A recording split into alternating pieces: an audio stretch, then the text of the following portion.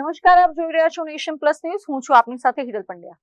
વડોદરા શહેરમાં આજે સવારથી જ વરસી રહેલા અવિરત વરસાદે પાલિકાની પ્રી મોન્સૂન કામગીરીના દાવાઓની પોલ ખોલી નાખી છે.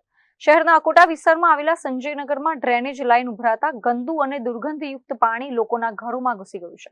વડોદરામાં સવારથી જ શરૂ થયેલા વરસાદના કારણે અકોટા સ્થિત દિનેશ મિલ પાસેના સંજયનગરમાં કલ્પના બહારની સ્થિતિ સર્જાઈ છે. વરસાદી પાણીની સાથે જ ડ્રેનેજ લાઇન બેક મારતા ગંદુ અને કાદવવાળું અને દુર્ગંધયુક્ત પાણી લોકોના રહેણાંક મકાનોમાં ઘૂસી ગયું હતું.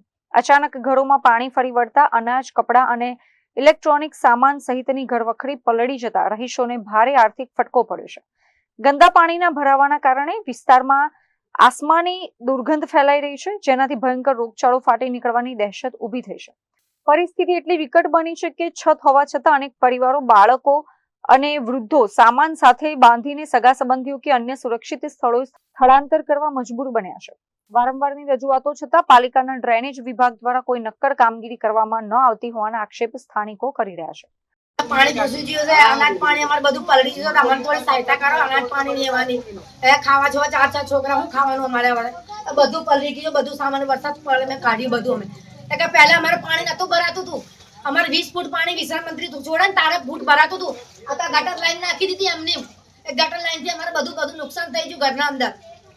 આટલું બધું પાણી ભરાઈ ગયું. જોયેલો તમે અંદર બી તો જોયેલો, બધું ભરી ગયું. અંદર બી અનાજ બનાજ કશું રહ્યું ના સાહેબ. અમારું એકદમથી પાણી ઘૂસી ગયું.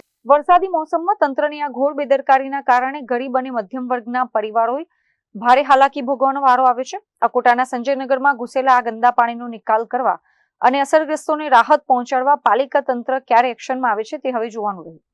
કેમેરામેન નવનીત પરમાર સાથે Chirag Patel, Nation Plus News, Vadodara.